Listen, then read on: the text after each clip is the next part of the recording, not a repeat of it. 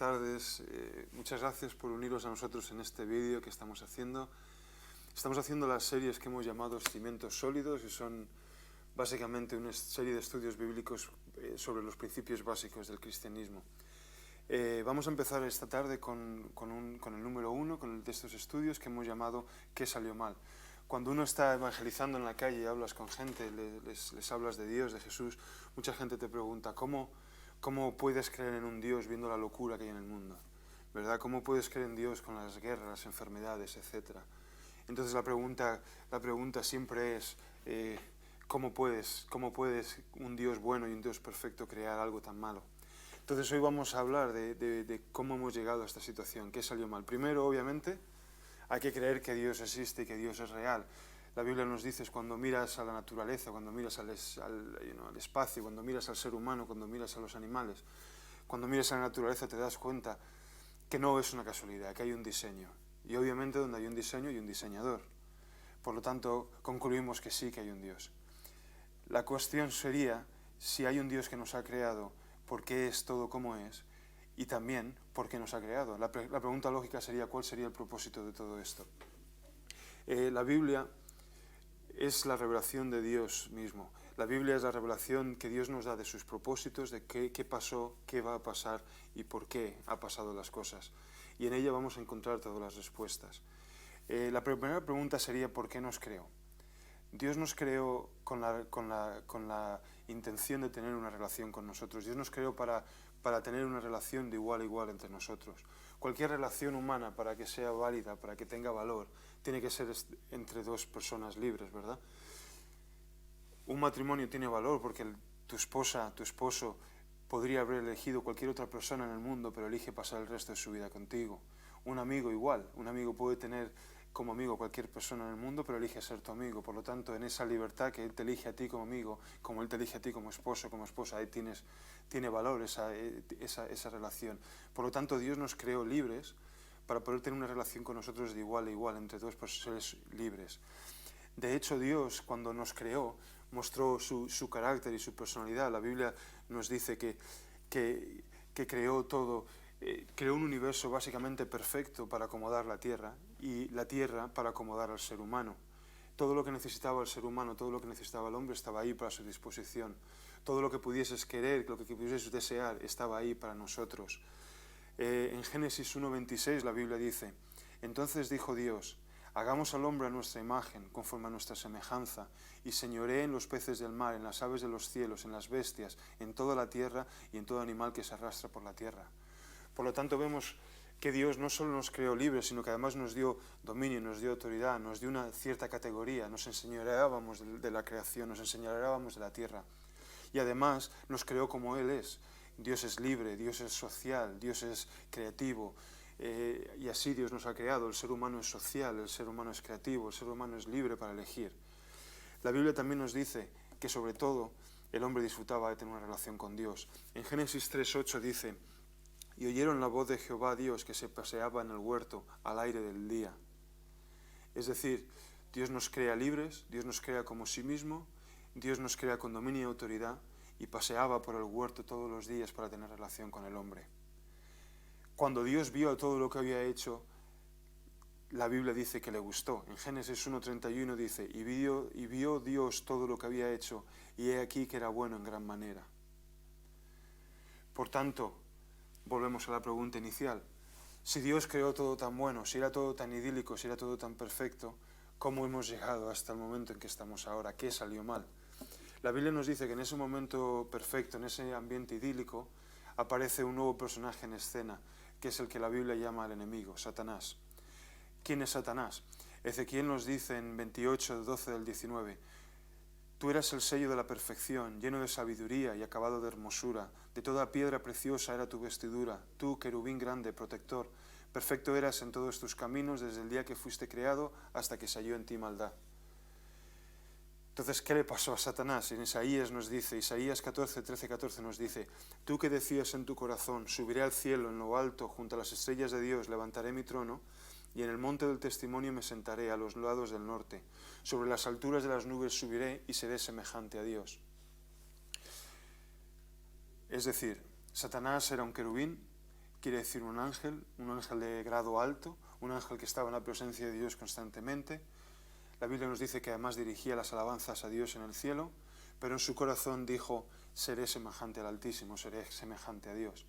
Y esa maldad le costó su puesto, esa maldad le costó básicamente ser expulsado del cielo.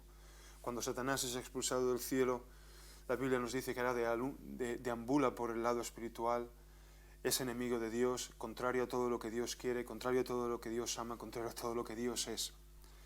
Por tanto, en este jardín idílico donde estaba el hombre en relación con Dios, perfecto, en dominio, en autoridad, con todo lo necesario a su alcance, no es de extrañar que Satanás viniese y atacase precisamente a lo que Dios más amaba, que era el hombre. Porque, como hemos dicho, Satanás está contra Dios y contra todo lo que Dios hace. En Génesis 3, versículos 4 o 5 nos dice, entonces la serpiente, siendo la serpiente Satanás, dijo a la mujer, no moriréis, sino que sabe Dios que el día que comáis de él, serán abiertos vuestros ojos y seréis como Dios, sabiendo el bien y el mal.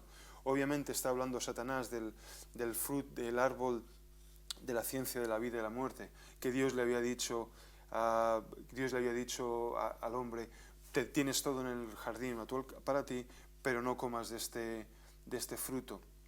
De hecho, es muy interesante como lo dice. En Génesis 2:17 dice, mas del árbol de la ciencia, del bien y del mal no comerás, porque el día que de él comieres, ciertamente morirás.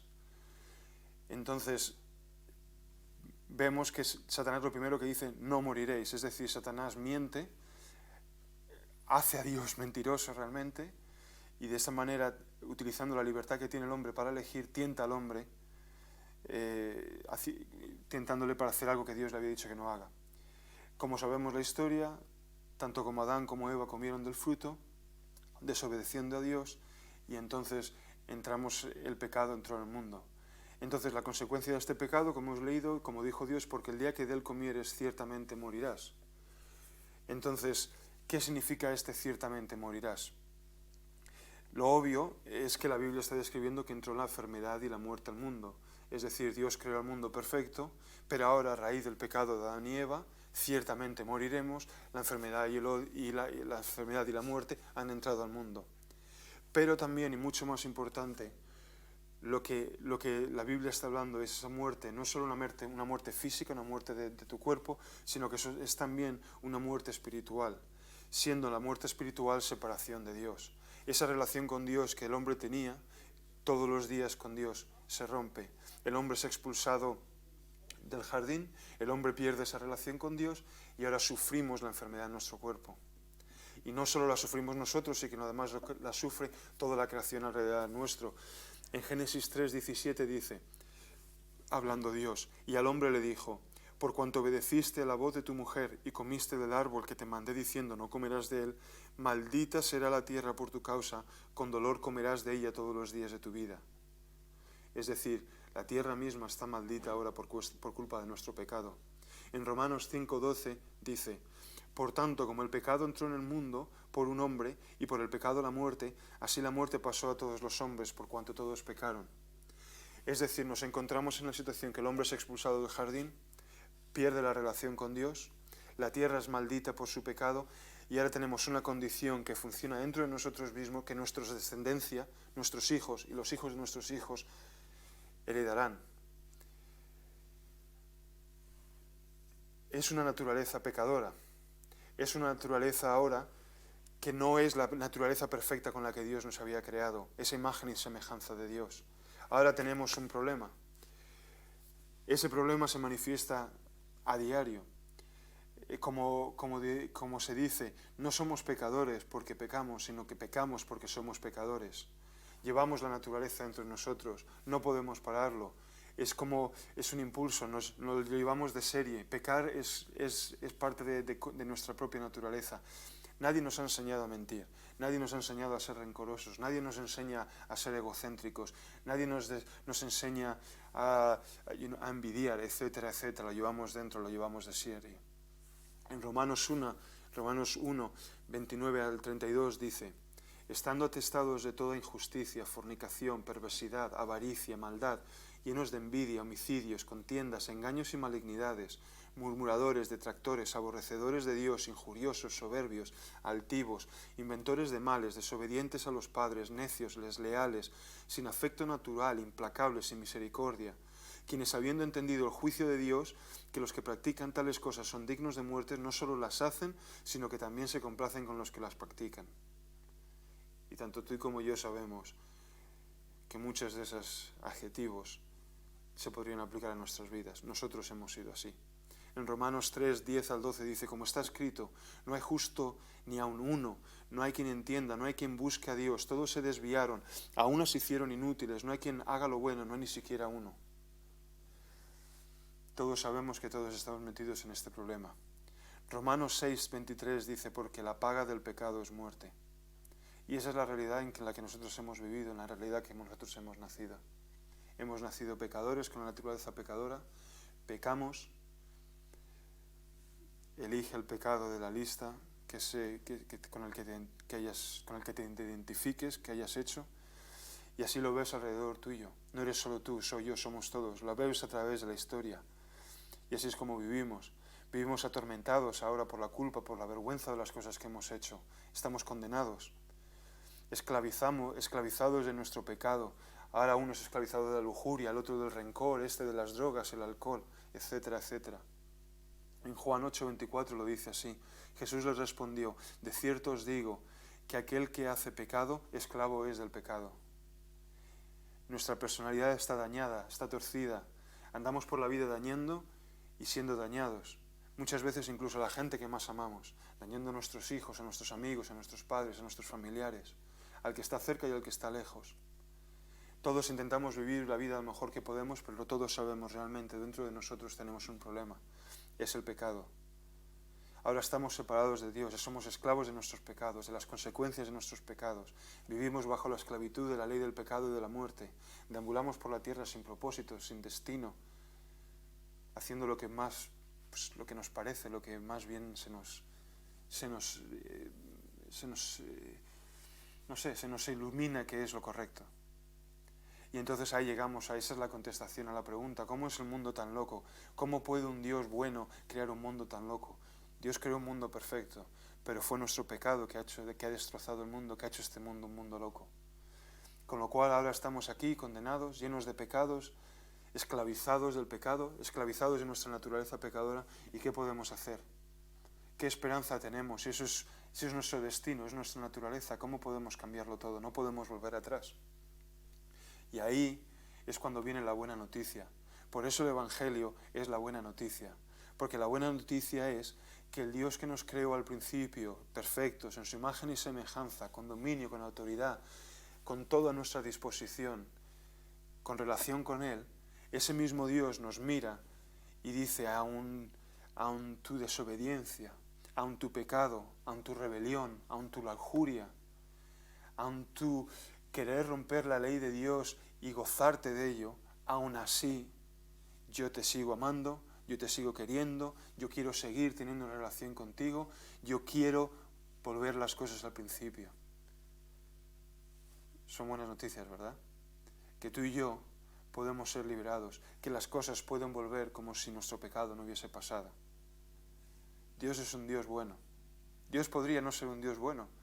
Al fin y al cabo Él es soberano, pero Dios elige ser un Dios bueno. Nos mira y quiere ser bueno con nosotros.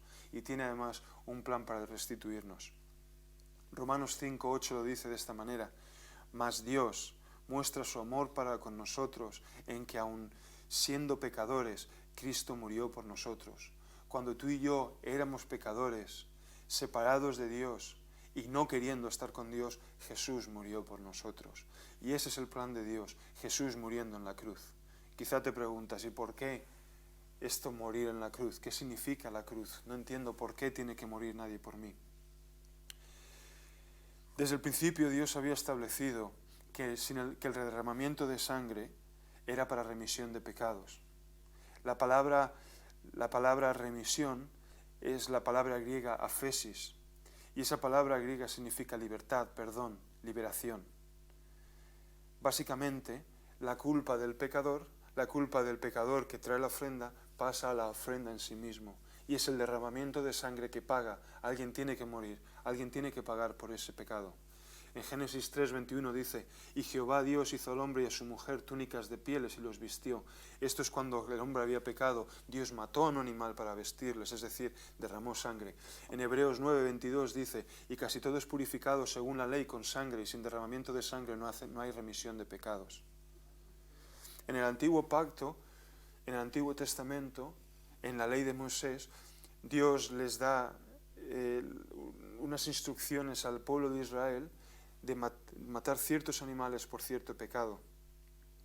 Así indicaba la ley, el sacrificio del animal, la sangre del animal redimía del pecado. Pero ahora Dios va a dar un sacrificio mejor, va a dar un sacrificio que va a pagar por los pecados de todos nosotros una vez por todas. Claro, para ser un sacrificio que va a pagar por todos los pecados de todos los hombres de una vez para siempre, tiene que ser no es un sacrificio normal, tiene que ser un sacrificio perfecto, un sacrificio sin mancha, un sacrificio especial, un sacrificio que tiene la capacidad, el poder de pagar por todos, un sacrificio que realmente pague el precio. Y ese sacrificio es básicamente su Hijo Jesús. Jesús se encarnó única y exclusivamente para morir. Jesús se encarnó única y exclusivamente para morir en la cruz por ti y para mí, para derramar su sangre por ti y para mí, para que así la ley sea cumplida, para que con ese derramamiento de sangre tus pecados, mis pecados, sean redimidos. Haya remisión de pecados. En Hebreos 9:26 dice, pero ahora en la consumación de los siglos se presentó una vez para siempre por el sacrificio de sí mismo para quitar de en medio el pecado. En 1 de Pedro 3:18 dice, porque también Cristo padeció una sola vez por los pecados, el justo por los injustos, para llevarnos a Dios, siendo la verdad muerto en la carne, pero vivificado en el Espíritu. Y ahora, libres de nuestro pecado, podemos ser reconciliados con Dios otra vez. Romanos 5:1, justificados pues por la fe, tenemos paz para con Dios por medio de nuestro Señor Jesucristo. Romanos 5:9, pues mucho más, estando ya justificados en su sangre, por Él seremos salvos de la ira. Ahora podemos volver a ser lo que fuimos creados al principio, para tener una relación con Dios. Y otra vez podemos disfrutar de Dios, de un Dios generoso, de un Dios que nos da en abundancia. En Juan 10:10 nos dice, yo he venido para que tengáis vida y para que tengas vida en abundancia. Y no solo nos libera de nuestro pecado, no solo nos da vida en abundancia, sino que además nos promete una transformación dentro de nosotros mismos, para que esa naturaleza pecadora que destroza, que destruye, que malgasta, que maldice todo lo que hay alrededor nuestro, a nosotros mismos y a los que están alrededor nuestro, sea cambiado también. En Tito 3:8 nos dice, nos salvó no por obras de justicia que nosotros hubiéramos hecho, sino por su misericordia, por el lavamiento de la regeneración y por la renovación del Espíritu Santo. Nos promete la renovación en el Espíritu Santo. En 2 de Corintios 3:18 nos dice, somos transformados de gloria en gloria en la misma imagen como por el Espíritu del Señor. En 2 de Corintios 5:17 nos dice, de modo que si alguno está en Cristo, nueva criatura es, las cosas viejas pasaron, he aquí todos somos hechos nuevos. Dios nos renueva de tal manera con el Espíritu Santo que somos tan diferentes que hasta que podemos decir somos nuevos, somos una persona diferente, somos una persona nueva. Y sobre todo, y sobre todas las cosas básicamente, tiene una promesa más. En Juan 1:12 dice, mas a todos los que recibieron, a los que creen en su nombre, les dio potestad de ser hechos hijos de Dios. Nos limpia de nuestros pecados, nos da en abundancia, nos transforma en el Espíritu Santo y nos hace hijos de Dios. Pertenecemos a la familia ahora. Son buenas noticias, ¿verdad? Y terminando, ¿cómo puedo yo entonces recibir esta salvación? ¿Cómo puede una persona decir, yo quiero ser parte de esto, yo quiero ser redimido, yo quiero volver a como era todo al principio? Muy sencillo, arrepiéntete y cree. En Romanos 3:22 nos dice, la justicia de Dios por medio de la fe en Jesucristo para todos los que creen en Él, porque no hay diferencia. Romanos 3:28 dice, concluimos pues que el hombre es justificado por la fe sin las obras de la ley. Solo tenemos que darle la espalda a nuestro pecado, pedirle a Jesús que nos perdone, creer en su buena noticia, creer en su evangelio, creer en la palabra y aceptarlo, aceptar ese sacrificio que Jesús hizo en la cruz. Jesús nos limpiará en su sangre, Jesús nos dará su Espíritu Santo para transformarnos y nos llenará de vida abundante. podremos ser hijos de Dios, podremos vivir en la bendición de un Dios generoso, un Dios bueno que nos ama, en relación con Él, día y noche, todos los días, como un padre y como un hijo. Amén. Son buenas noticias. Todo salió mal, pero Dios tuvo un plan para redimirlo y Dios está llevando a cabo ese plan. Si tú no conoces a Cristo, si por desgracia todavía no habías escuchado esta buena palabra, no habías recibido al Señor, te quiero dar una oportunidad ahora mismo para que le recibas. Como te acabo de explicar, cree, la justicia es por fe, lo acabas de oír. Lo dice la Biblia, Romanos 3:28, Romanos 3:22. Es por fe, no tienes más que creer. Así que te voy a dar una oportunidad ahora. Dale la espalda a tu pecado y acepta a Cristo. Si quieres hacerlo, vamos a orar juntos, ¿de acuerdo? Te voy a pedir que repitas lo que yo te estoy diciendo ahora. Señor Jesús, vengo a ti como pecador y te doy gracias que cuando yo era pecador, tú tenías un plan para salvarme. Cuando yo aún estando en mi pecado, tú me has amado y moriste en la cruz por mí y resucitaste al tercer día para darme una vida nueva, para perdonar mis pecados, para hacerme hijo de Dios. Le doy la espalda a mi pecado y pongo mi fe en ti. Creo en tu palabra, creo en tu evangelio. Te pido que me perdones, vengas a mi corazón, me des esa nueva vida, me llenes del Espíritu Santo que me transforme, me des vida abundante, me des relación con Dios una vez más. Señor, te doy gracias por este milagro que haces en mi vida y te pido que me ayudes para servirte todos los días de mi vida. En el nombre de Jesús. Amén. Si has orado esa oración, te quiero decir, la Biblia dice, cuando un pecador se arrepiente, cuando un pecador recibe a Cristo, hay fiesta en el cielo.